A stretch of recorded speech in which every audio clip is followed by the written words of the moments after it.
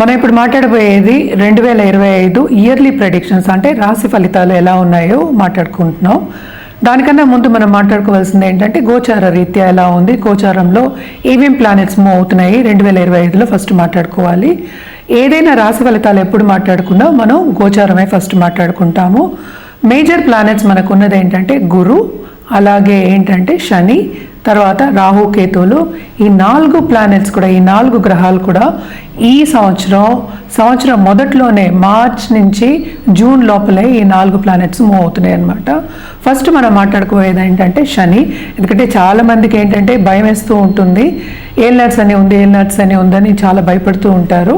ఎందుకంటే శని అన్నాక ఇబ్బంది పెడతారు కదా. సో మకర రాశి వాళ్ళకి పూర్తిగా పరిపూర్ణంగా ఏల్నట్స్ అని వెళ్ళిపోతుందన్నమాట.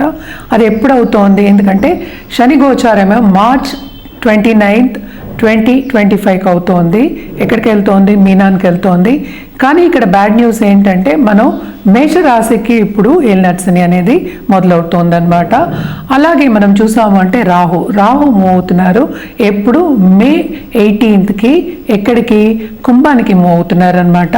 అలాగే కేతు ఏమో సింహానికి మూవ్ అవుతున్నారు. సో కొంతవరకు ఏంటంటే కన్యారాశి వాళ్ళకి ఊరట, అలాగే మీనరాశి వాళ్ళకి కొన్ని విషయాల్లో ఊరట కలుగుతోంది అనమాట. అలాగే మనం చూసాము అంటే ఇప్పుడు గురు, ఈ 4 గ్రహాలు మేజర్ నేను చెప్పినట్టు. ఈ గురు ఏంటంటే ఇప్పుడు రిట్రోగ్రేడ్లో ఉన్నారంటే వక్రించి ఉన్నారనమాట. ఆయన ఫిబ్రవరి 4కి డైరెక్ట్ అవుతున్నారు. ఎక్కడ? వృషభ రాశిలో. వృషభ రాశి నుంచి ఇప్పుడేమో మిథున రాశికేమో మే 14th మూవ్ అవుతున్నారు అనమాట. సో ఈ 4 గ్రహాలు బట్టి మనం మిగతా రాశి ఫలితాలన్నీ మాట్లాడుకుంటూ ఉంటాం. ఇంకోటి ఏంటంటే మేజర్ గ్రహం ఇప్పుడు స్తంభించిపోయి ఉన్నది ఏంటంటే మనకి కుజగ్రహం. సో కుజుడు ఏంటంటే నీచపడాడు, అలాగే ఏంటంటే మిథునానికి వెళ్ళడం, రిట్రోగ్రేడ్లో ఉండడం చాలా కొంచెం ఇబ్బందులు పెడుతున్నారనమాట. సో ప్రస్తుతం ఏంటంటే జూన్ 7కి ఆయన సింహానికి వస్తున్నారు. సో ఇవి మేజర్ ఈవెంట్స్ అనమాట గోచారం ఇన్ 2025, ఎస్పెషలీ స్టార్టింగ్ ఆఫ్ 2025. అలాగే మనం చూసాము అంటే జనవరి 14కి సన్ ఏమో మకరానికి ప్రవేశిస్తున్నారు. అంటే ఏంటి? మకర సంక్రాంతి మనం చేసుకుంటూ ఉంటాం, అందరికీ తెలుసు. అలాగే ఏంటంటే మెర్కురీ ప్రస్తుతం ఏంటంటే బుధుడేమో మనకేమో ధనుస్సు, తర్వాత ఏమో మళ్ళీ ఏమో మకరం, ఇలా జరుగుతూ ఉంటుంది. ఎందుకంటే ఇవన్నీ చిన్న గ్రహాలని కాదు, ఈ గ్రహాలన్నీ ఏంటంటే 30 రోజులకి 45 రోజులకి మారుతూ ఉంటారు. సో అంతవరకు మనము మరీ ఎక్కువ తీసుకోలేము, ఎందుకంటే మనం మాట్లాడుకునేది సంవత్సర ఫలితాలు.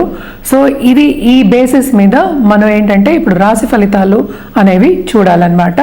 ఎప్పటిలాగే మనం ఎప్పుడు ఫస్ట్ మాట్లాడుకునేది మేషరాశి గురించి. ఇప్పుడు మనం మాట్లాడుకోబోయేది తులారాశి వాళ్ళ సంగతి అనమాట. తులారాశి వాళ్ళకి 2025 సంవత్సరం అంతా ఎలా ఉందో చూద్దాము, వాళ్ళ రాశి ఫలితాలు ఎలా ఉన్నాయో చూద్దాం అనమాట. జనరల్గా మనం మాట్లాడుకుంటాం, ఎవరైనా వ్యక్తిగతంగా జాతకం చూపించుకోవాలి అంటే తప్పక చూపించుకోవచ్చు. జనరల్గా మాట్లాడుకున్నప్పటికీను తులారాశి వాళ్ళకు కూడా బాగుంది అని చెప్పాలన్నమాట. మిశ్రమ ఫలితాలు మనం మాట్లాడుకునేది 12 నెలలు. సో మిశ్రమ ఫలితాలు అన్ని రాశుల వారికి ఘోషిస్తున్నాయి. కానీ వీళ్ళకి లాస్ట్ ఇయర్ కన్నా చాలా బాగుంటుంది. వీళ్ళకి కూడా కెరియర్లో డెవలప్మెంట్ అనేది చాలా బాగుంటుందన్నమాట. ఎందుకంటే జూపిటర్ ఇప్పుడు మనం చూసామంటే 8th హౌస్లో ఉన్నారు, ఆయన 7th హౌస్ చూస్తున్నట్టుంటే అంటే రిట్రోగ్రేషన్లో ఉన్నారు, ఆయనే డైరెక్ట్ అవుతున్నారు. మళ్ళా ఏంటంటే 9వ ఇంట్లోకి వెళ్తున్నారు కనుక వీళ్ళకి తప్పక భాగ్యం అనేది డెవలప్ అవుతుంది. అంటే ఏంటి? మంచి మంచి ఆపర్చునిటీస్ వస్తాయి, అది తీసుకుంటారు, ముందుకు సాగుతారు. ఎస్పెషలీ వాళ్ళు చేసే పనిలో, అది బిజినెస్ పీపుల్ అవ్వచ్చు, అది కెరియర్ కూడా అవ్వచ్చు, కెరియర్ డెవలప్మెంట్ కూడా అవ్వచ్చు, బ్రహ్మాండంగా ఉంటుందనే చెప్పాలి, ఎస్పెషలీ మే తర్వాత. అలాగే మనం చూసాము అంటే సెకండ్ లార్డ్ ఇప్పుడు ప్రస్తుతం ఏంటంటే కొంచెం స్తంభించిపోయి ఉన్నారు. అలాగే మనం చూసామంటే 2nd and 7th లార్డ్ స్తంభించిపోయి ఉన్నారు. సో ఎవరైనా ఇప్పుడు కొత్తగా పెళ్ళవ్వాలి, మరేమో వెతుకుతున్నాము, మంచి పార్ట్నర్ కోసం వెతుకుతున్నాము అనే వాళ్ళందరికీ కొంత డిసప్పాయింట్మెంట్ అనేది ఉంటుంది. అది కూడా ఏంటంటే మనకి మే తర్వాత బాగుంటుందన్నమాట.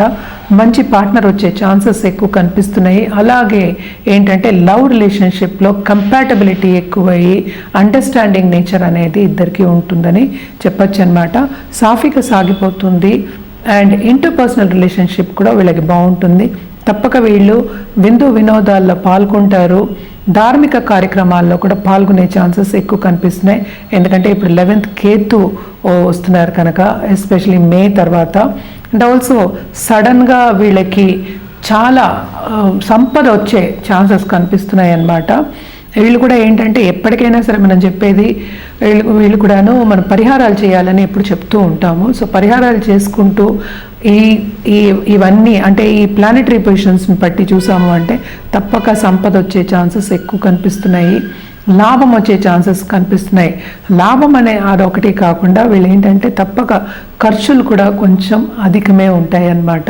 సో రెండు బ్యాలెన్స్ చేసుకోవాలి అంటే సేవింగ్ మెంటాలిటీ అనేది కొంచెం తెచ్చుకోవాలి. అంటే ఏంటంటే ఆచితూచి మనం దేనికి ఖర్చు పెడుతున్నామో చూసుకోవడం అనేది మంచిది. అలాగే ఏంటంటే ఒకరికి తప్పక ఏదైనా లోన్ ఇస్తే కనుక సపోజ్ డబ్బు రూపైనా ఏ రూపమైనా సరే తిరిగి రావడం అనేది కొంచెం కష్టం అవుతుంది. అంటే రాహు మూమెంట్ కూడా ఉంది కదా, అలాగే 6th శని కూడా ఉన్నాడు, 5th లార్డ్ 6th పడ్డాడు. సో శ్రమ అనేది చాలా అధికం, డబ్బు దగ్గర ఎక్కువ శ్రమ పడే యోగం అనేది కనిపిస్తోంది. సో డబ్బు అంత ఈజీగా ఎవరు అడిగినా ఇచ్చేయద్దు, అదొక సూచన మీకు. అలాగే మనం చూసాము అంటే మనం ఇప్పుడు ఈ రాశికి అధిపతి ఏమో శుక్రుడయ్యాడు. శుక్రుడేమో మూవ్ అవుతూనే ఉంటారు, ఒక 40 రోజులు 45 రోజులు 30 రోజులు 35 రోజులు అలాగా. సో శుక్రుడు మంచి పొజిషన్కి వచ్చినప్పుడు అంటే 5వ ఇంటికి వచ్చినప్పుడు ఎస్పెషలీ ఇప్పుడు 5వ ఇంట్లోనే ఉన్నారు. సో ఈ టైం అంతా అంటే first half of this month కూడా కొంతవరకు ప్లస్ ఫైనాన్షియల్గా కనిపిస్తోంది. అలాగే ఏంటంటే దాంపత్య జీవితంలో కూడా అనుకూల పరిస్థితి కనిపిస్తోంది అన్నమాట. అలాగే షార్ట్ టర్మ్ ట్రావెల్ అనేది వీళ్ళకి ఎక్కువ కనిపిస్తోంది. ఎందుకంటే రాహుతో కూడా ఉన్నారు వీనస్ కనుక ప్రస్తుతం.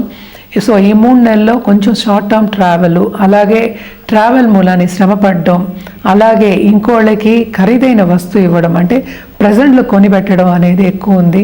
రాబడి కన్నా పోబడి కొంచెం ఎక్కువ ఉంది. సో ఇదంతా ఎప్పుడు పోతుంది మనకి మే తర్వాత బాగుంటుంది. అలాగే స్టూడెంట్స్కి తప్పక లాభమే ఉంటుంది.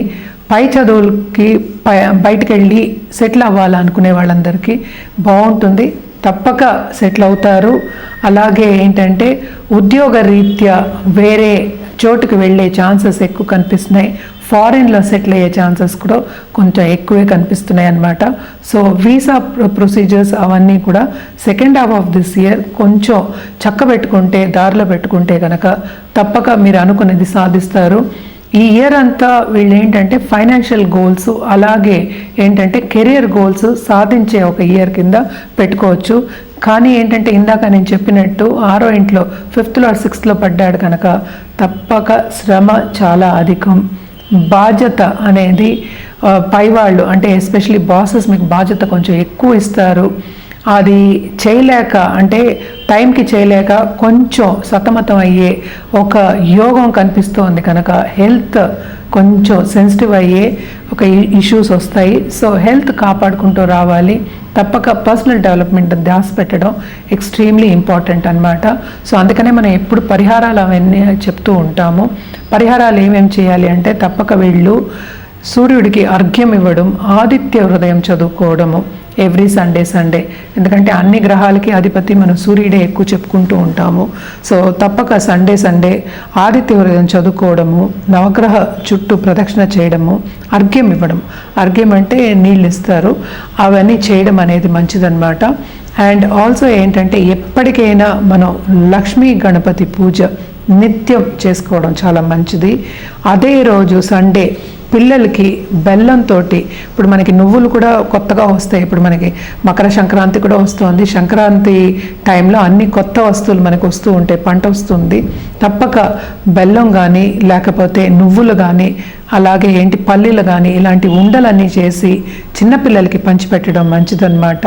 అది లేని పక్షాన్ని ఒక ఫ్రైడే ఒక కుమారిని పిలిచి ఇంటికి అది వాయనం కింద ఇవ్వడం చాలా మంచిదన్నమాట. ఇవన్నీ కాకుండా కూడా సిల్వర్ వేసుకోవడం అంటే ఒక ఫ్రైడే రోజు సిల్వర్ వస్తువు ధరించడం కానీ లేకపోతే పాకెట్లో ఇప్పుడు మగాళ్ళు అయితే పాకెట్లో పెట్టుకోవడం కానీ సిల్వర్ యంత్రం పెట్టుకోవడం కానీ ఎస్పెషలీ నవగ్రహ యంత్రం పెట్టుకోవడం కానీ చాలా మంచిదన్నమాట. ఇవన్నీ చేసుకుంటూ ఈ సంవత్సరం అంతా 2025 చాలా హ్యాపీనెస్ ఉండే ఒక ఇయర్ కింద మనం తులారాశి వాళ్ళకి చెప్పుకుంటున్నాం.